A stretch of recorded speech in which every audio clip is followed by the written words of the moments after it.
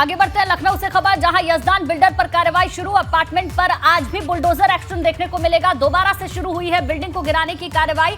कल एक बार फिर से बिल्डिंग को गिराने की कार्रवाई शुरू हुई थी, लेकिन ये संभव नहीं है कि एक साथ इतनी बड़ी बिल्डिंग को वहां पर गिरा दिया जाए। धीरे धीरे कार्रवाई चल रही है, तो दोबारा से बिल्डिंग को गिराने की कार्रवाई अभी शुरू हो चुकी है। इससे पहले भी यजदान बिल्डर की जो बिल्डिंग थी उसको गिराने का काम किया गया, बीच में रोका गया, जो तमाम लोग थे वो कोर्ट गए और इस पूरे मामले में एक बार फिर से कार्रवाई शुरू हुई है। कल से बुलडोजर की कार्रवाई शुरू हुई है और आज भी वहां पर बुलडोजर एक्शन जारी है। देखिए 4 से 5 दिन का वक्त लग सकता है इस बिल्डिंग को गिराने में, क्योंकि 6 मंजिला ये इमारत है और सभी मानकों का भी पालन करना बहुत ज़रूरी होता है। जिस ड्रिल मशीन के जरिए ये कार्रवाई की जा रही है, मशीनों के खराब होने की भी कुछ सूचना मिल रही थी, क्योंकि देखिए इस बिल्डिंग को ढहाना उतना आसान नहीं है। हालांकि मशीनों के जरिए यहाँ पर तोड़फोड़ की जाएगी और जेसीबी मशीन आप इन तस्वीरों में देख सकते हैं। और चलिए ज्यादा जानकारी के साथ विवेक त्रिपाठी हमारे संवाददाता हमारे साथ लाइव जुड़ गए हैं। विवेक, आप मौके पर ही मुझे नजर आ रहे हैं, तस्वीरें भी दिखाएं और बताएं अभी तक कितनी हद तक बिल्डिंग को ढहा दिया गया है और कितना वक्त और लग सकता है अभी।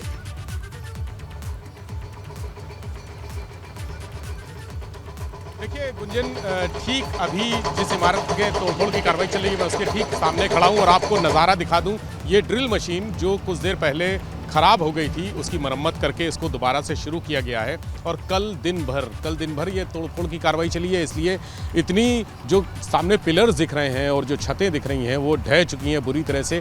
एक हिस्सा है सिर्फ, यानी पूरे अपार्टमेंट का ये 20% हिस्सा है जो सामने पूरी तरह से गिरा हुआ नज़र आ रहा है। चूँकि मलबा इतना ज़्यादा है कि अब बिल्डिंग को गिराने में दिक्कत आ रही है। जब तक नीचे खाली नहीं होगा तब तक जो पिलर्स नहीं तोड़े जाएंगे, उसके बाद वो ऊपर से मलबा नीचे आएगा, छतें नीचे आएंगी पिलर्स टूट के, तो मलबे की वजह से दिक्कत आ रही है। और अब जो ड्रिल मशीन है वो सबसे पहले जो बड़े बड़े पिलर्स ऊपर से गिरे हैं या जो लेंटर बने हुए हैं, बड़े चौड़े लेंटर दिख रहे हैं, उनको टुकड़ों टुकड़ों में तोड़कर पहले मलबा बनाया जा रहा है ताकि यहाँ से आसानी से उठाया जा सके, हटाया जा सके।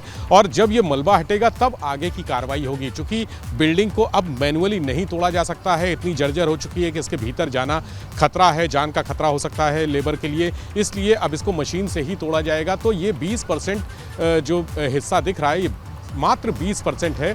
अभी 80% हिस्सा इसके पीछे है और ये बगल वाला जो टावर दूसरा, यानी बीच में जो सीढ़ियाँ बनी हैं उसके बगल में जो टावर खड़ा हुआ है उसको तोड़ना बाकी है। यानी 4 से 5 दिन ये संभावना जताई जा रही थी कि 4 से 5 दिन लगेंगे। अगर सुबह से शाम तक यानी देर शाम तक 5-6 बजे तक काम चलता है, अगर इसी गति से काम चलता रहा तब 4 से 5 दिन लगेंगे। लेकिन जिस तरह से मशीन बार बार ख़राब हो रही है, जो लेंटर हैं, पिलर्स हैं, उनको तोड़ते तोड़ते मशीन भी हाँफ जाती है, बीच में गर्म हो जाती है मशीन, तो उसको रोकना पड़ता है। कई बार इसमें वैक्यूम की दिक्कत आती है, कई बार गैस ख़त्म हो जाती है, तो ये टेक्निकल दिक्कतें आ रही हैं जिस वजह से कई बार काम रुका है। जो इंजीनियर्स हैं, यानी मुंबई की कंपनी ने तोड़फोड़ का काम लिया है, पूरा एलडीए ने टेंडर दिया है मुंबई की कंपनी को, उस कंपनी के इंजीनियर्स यहाँ पर आते हैं, इसको मरम्मत करते हैं मशीन को, उसके बाद फिर से काम शुरू होता है। तो आज दूसरा दिन है, कल पहला दिन था सोमवार, चूँकि शनिवार को ही कोर्ट ने हरी झंडी दे दी थी, एलडीए को एक तरह से स्वीकृति दे दी थी कि वो इस बिल्डिंग पर निर्णय लेने के लिए स्वतंत्र हैं। उसको तोड़ना चाहते हैं तो तोड़ दीजिए, रखना चाहते हैं तो रखा दीजिए, जो भी निर्णय है वो एलडीए का होगा। इस निर्णय के बाद सोमवार से कार्रवाई शुरू हुई और आज दूसरा दिन है, यानी दूसरे दिन सुबह से कई बार मशीन खराब हो चुकी है, उसकी मरम्मत की जाती है और फिर चालू होती है। मलबा हटाने के लिए लेबर लगाए गए हैं।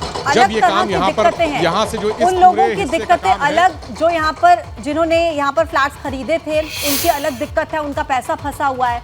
4 से 5 दिन अभी इस पूरी इमारत को तोड़ने में लगेंगे, लेकिन जब ये इमारत बनी थी उस वक्त पर 5 साल का वक्त लगा था। विकास प्राधिकरण की भूमिका को लेकर भी सवाल है, क्या 5 साल में इन सभी पैरामीटर्स को चेक नहीं किया गया? नियमों को ताक में रख के बिल्डिंग बनाई जा रही थी, नजूल की जमीन पर बनाई गई, उस वक्त पर ये पैरामीटर्स क्यों ध्यान में नहीं आए? सवाल ये भी।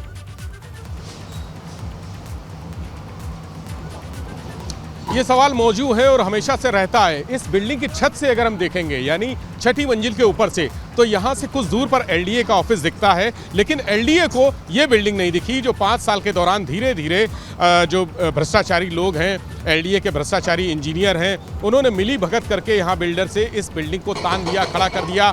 खास बात यह है कि कई एनओसी भी जारी कर दी गई, लेकिन नजूल की एनओसी मामला वहीं फंसा जब नजूल की एनओसी की जांच हुई। फ्लैट भी बिक गए, 48 फ्लैट में से 45 फ्लैट बिक चुके थे और 36 फ्लैट की रजिस्ट्री हो चुकी थी। 6 लोग यानी 6 फैमिली रह भी रहे थे यहाँ पे जब लास्ट टाइम हटाया गया है लोगों को, जब कमिश्नर जो मंडल कमिश्नर हैं, जो एलडीए की अधिकारी होती हैं, उनकी कोर्ट में सुनवाई हुई। उन्होंने भी कह दिया कि नहीं, बिल्डिंग को तोड़ने से नहीं रोका जाएगा, ध्वस्तीकरण से नहीं रोका जाएगा। उसके बाद एलडीए ने कार्रवाई शुरू की और सबसे पहले यहाँ उन 6 लोगों को हटवाया गया जो यहाँ रह रहे थे। उस वक्त बहुत सारा हंगामा भी हुआ था, बवाल भी हुआ था, लेकिन ज़बरदस्ती उनको हटवा दिया गया। चूँकि उनका कोई दोष नहीं था, उन्होंने तो सारे कागज़ देख के पैसे जमा किए, किसी ने लोन लेकर फ्लैट लिया, लेकिन एलडीए के जो भ्रष्ट अधिकारी हैं उनके ऊपर भी जांच बैठी है और कई अधिकारियों को सवाल जवाब भी किए गए हैं। उस समय के जो जोन के प्रभारी थे, उस समय जो वीसी थे, उस समय जो सचिव थे, जब ये बिल्डिंग बन रही थी, 5 साल के दौरान बनती रही, सारे लोगों का सिजरा तैयार किया जा रहा है और कार्रवाई भी होगी। यानी एक तरफ एलडीए में जहां कार्रवाई होगी, वहीं दूसरी तरफ जो यजदान बिल्कुल तस्वीरें आपने दिखाई और पूरी जानकारी भी दी। विवेक, बहुत बहुत शुक्रिया पूरा अपडेट देने के लिए। आप नजर बनाकर रखिए, आगे भी आपसे जानकारी लेते रहेंगे।